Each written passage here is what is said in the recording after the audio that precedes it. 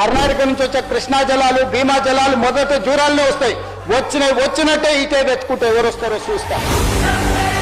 జగన్మోహన్ రెడ్డి వస్తాడా, చంద్రబాబు నాయుడు గారు వస్తారా, నరేంద్ర మోడీ వస్తాడా ఆపడానికి నేను కూడా చూస్తా అధ్యక్ష.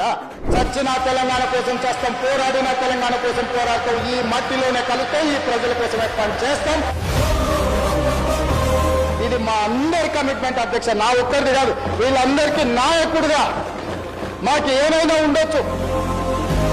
తెలంగాణ నీళ్ల విషయంలో, తెలంగాణ నిధుల విషయంలో, తెలంగాణ అభివృద్ధి విషయంలో మాకందరికీ ఏకాభిప్రాయం 100% నిక్కచ్చిగా నికార్సిగా తెలంగాణ కోసం నిలబడతాం, తలబడతాం తప్ప ఎవరికి తల వంచము. తెలంగాణ ప్రాజెక్టు నీటి హక్కులను కాపాడతాము.